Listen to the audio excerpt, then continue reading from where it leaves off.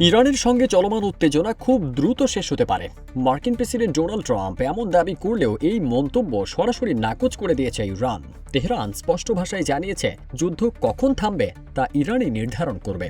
এমনকি Islamic revolutionary guard corps IRGCও বলেছে, এখন এই অঞ্চলের যুদ্ধের সমীকরণ ও ভবিষ্যৎ পরিস্থিতি ইরানের সশস্ত্র বাহিনীর হাতে। একদিকে যুদ্ধ দ্রুত শেষ হওয়ার কথা বললেও অন্যদিকে কঠোর হুঁশিয়ারিও দিয়েছেন ট্রাম্প। তিনি বলেন, যদি ইরান হরমুজ প্রণালী দিয়ে বিশ্ববাজারে তেল সরবরাহে বাধা দেয় তাহলে যুক্তরাষ্ট্র ভয়াবহ জবাব দেবে। ইতিমধ্যেই ইসরায়েল, আমেরিকা ও ইরানকে ঘিরে উত্তেজনার জেরে বিশ্ববাজারে তেল গ্যাস সরবরাহে চাপ তৈরি হয়েছে এবং আমেরিকা জুড়ে ব্যাপক হারে বেড়েছে জ্বালানির দাম। এরই মধ্যে 9 মার্চ ট্রাম্প কথা বলেছেন রাশিয়ার প্রেসিডেন্ট ভ্লাদিমির পুতিনের সঙ্গে।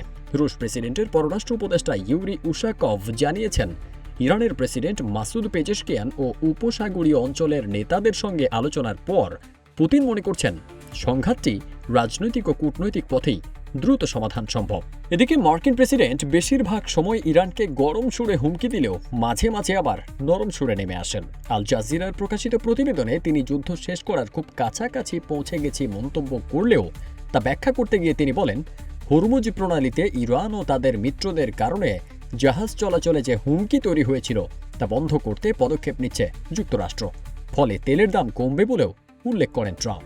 পারস্য উপসাগরে চলাচলকারী তেলবাহী জাহাজগুলোর জন্য রাজনৈতিক ঝুঁকির বীমা ও নিরাপত্তা দিচ্ছে যুক্তরাষ্ট্র।